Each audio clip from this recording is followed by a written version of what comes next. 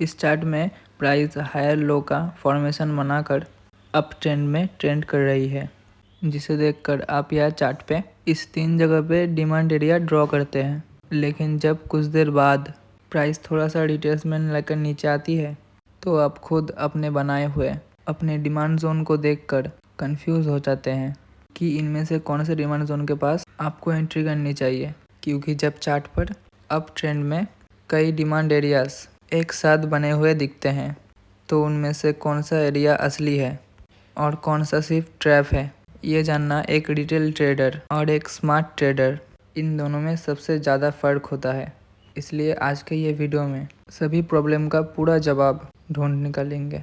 इस वीडियो में हम समझेंगे इंड्यूसमेंट एरिया क्या होता है, ट्रू एरिया क्या होता है, इनवैलेंस कैसे बताता है कि कौन सा एरिया कमज़ोर है, मार्केट स्ट्रक्चर से ट्रू एरिया कैसे पहचाने और अंत में एक एक्चुअल चार्ट एग्जाम्पल भी देखेंगे। लेकिन वीडियो में आगे बढ़ने से पहले क्या आपके साथ कभी ऐसा हुआ है आप चार्ट देख रहे हो और सेटअप बिल्कुल सही लग रहा है और इंडिकेटर बिल्कुल अलाइन है, ट्रेंड क्लियर दिख रहा है, लेकिन एंट्री लेने से पहले ही मार्केट मूव कर जाती है, फिर आप सोचते हो स्ट्रैटेजी गलत थी या प्लेटफॉर्म स्लो था। सच बताओ तो ट्रेडिंग में स्ट्रैटेजी ही ज़रूरी नहीं होती, प्लेटफॉर्म का स्मूथ होना भी उतना ही ज़रूरी होता है।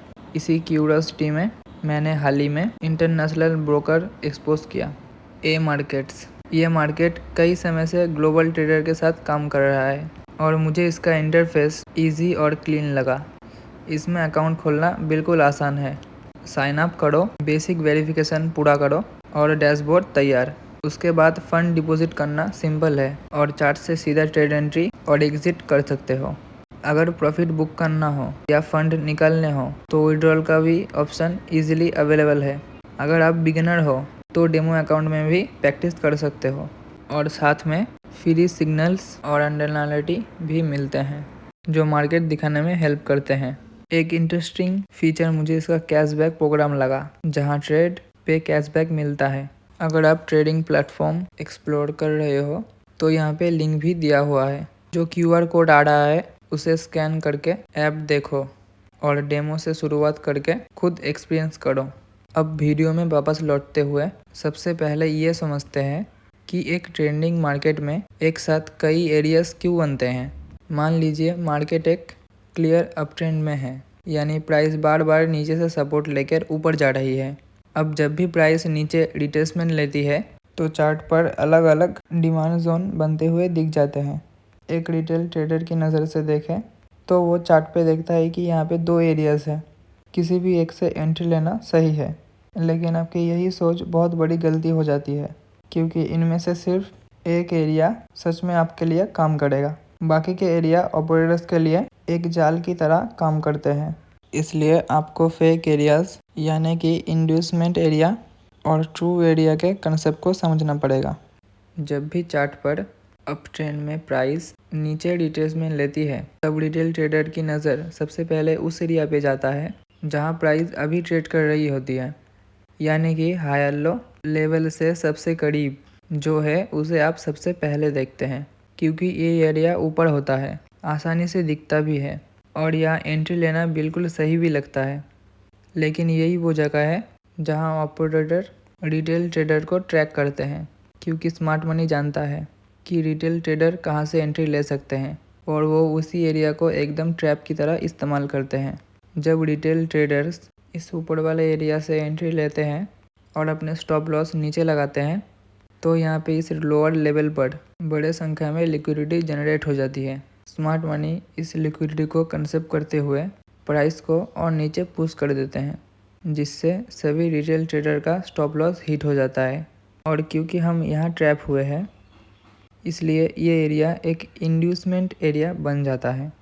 इंड्यूस्ड एरिया का मतलब एक ऐसा एरिया जो रिटेल ट्रेडर को एंट्री करने के लिए जगह दे देती है, लेकिन वहाँ से मार्केट ऊपर जाने के बजाय उस लेवल को तोड़ के नीचे चली आती है, जिससे इस एरिया में ट्रेड एंट्री करने वाले रिटेल ट्रेडर यहाँ ट्रैप हो जाते हैं।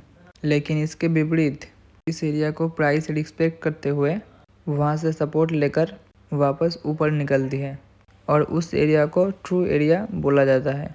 इसका मतलब ये वो एरिया होता है जो मार्केट में रिवर्सल लाने की स्ट्रेंथ रखता है। अब सवाल ये है कि हम चार्ट पर एक सही और एक गलत एरिया को कैसे आइडेंटिफाई करें। इसे समझने के लिए हमें स्मार्ट मनी के इनबैलेंस और मार्केट स्ट्रक्चर, इन दो इम्पोर्टेंट कॉन्सेप्ट को समझना पड़ेगा। जब भी मार्केट किसी एक जगह से बहुत तेज़ी से ऊपर या नीचे आता है, तभी मार्केट एक इम्पल्सल मूव देती है, तभी नीचे एक खाली जगह रह जाती है। उस एरिया में बायर्स और सेलर के बीच में कोई प्रॉपर ट्रेडिंग ना होने की वजह से प्राइस सिर्फ एक डायरेक्शन में आगे बढ़ता है। इस वजह से यहाँ 2 कैंडल के दौरान इस खाली एरिया को हम इम्बैलेंस या फेयर वैल्यू गैप बोलते हैं। अब जब भी चार्ट पे ये प्राइस इम्बैलेंस बनता है, तो प्राइस को वो एक मैग्नेट की तरह वापस अपनी तरह खींचने की कोशिश करता है, ताकि वो नीचे का पूरा खाली जगह भर सके। इसका मतलब अगर किसी डिमांड एरिया के ऊपर इस तरह से इम्बैलेंस चार्ट मौजूद है, तो प्राइस उस इम्बैलेंस को भरने के लिए उस डिमांड एरिया के पास आने के चांसेस ज़्यादा है। जिस वजह से अगर इस तरह से सिचुएशन चार्ट पर बनती है जहां डिमांड एरिया के ऊपर इम्बैलेंस बना हो, उस डिमांड एरिया को आप अपने ट्रेड एंट्री के लिए इस्तेमाल कर सकते हैं। लेकिन वही अगर किसी डिमांड एरिया के नीचे इम्बैलेंस एरिया चार्ट बनता है, तो प्राइस के उस एरिया को नीचे जाने की बहुत संभावना होती है, क्योंकि यहाँ मार्केट को नीचे के इम्बैलेंस को क्लियर करना होता है, ताकि वो अपने बचे हुए ऑर्डर को फिल कर सके। इसलिए इस सिचुएशन में आपको इस डिमांड एरिया में आपको ट्रेड एंट्री नहीं करनी चाहिए, क्योंकि यहाँ पे आपके स्टॉप लॉस हिट होने के चांसेस ज़्यादा होते हैं।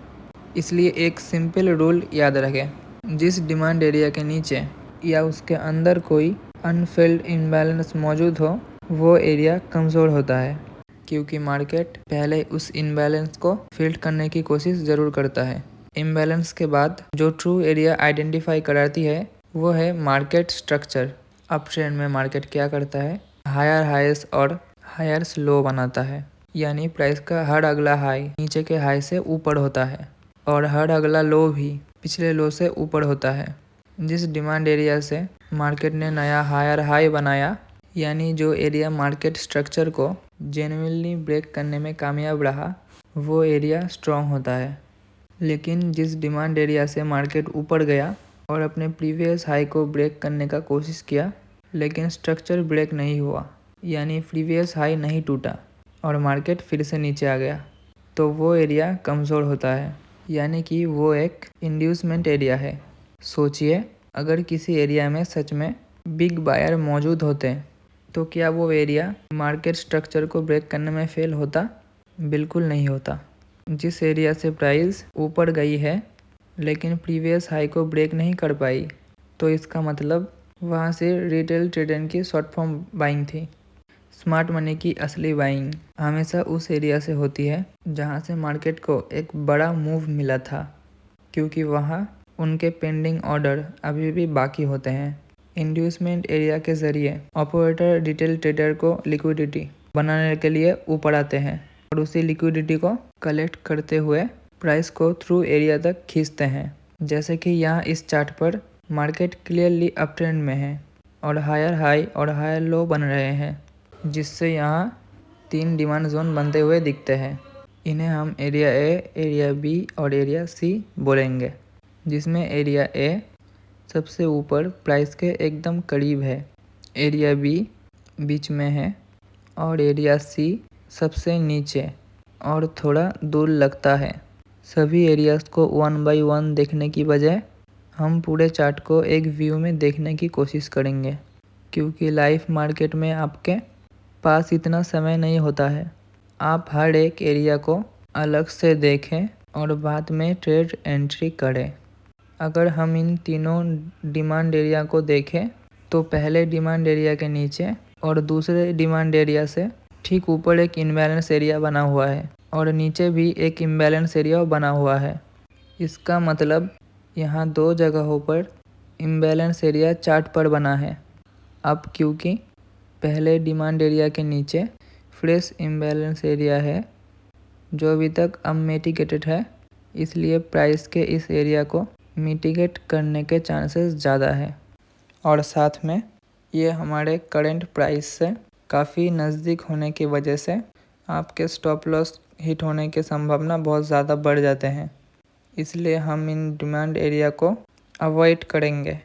अब हमारे पास 2 डिमांड एरियाज बचते हैं। इनमें से अगर हम एकदम नीचे वाले को देखेंगे तो यहाँ चार्ट पर इम्बैलेंस मौजूद है, लेकिन प्राइस ने इस एरिया से रिवर्स लिया था, तब वो अपने प्रीवियस हाई को ब्रेक करने में पूरा फेल हो गया था। इसका मतलब यहाँ प्राइस में वो स्ट्रेंथ नहीं है जो अपने प्रीवियस हाई को ब्रेक कर सके, यानी कि इस मूव में रिटेल बायर का हाथ हो जो मार्केट को सपोर्ट एरिया के पास देखकर इस एरिया में एंट्री कर चुके हैं। इसलिए हम इन डिमांड एरिया को वैसे ही बना रहने देंगे।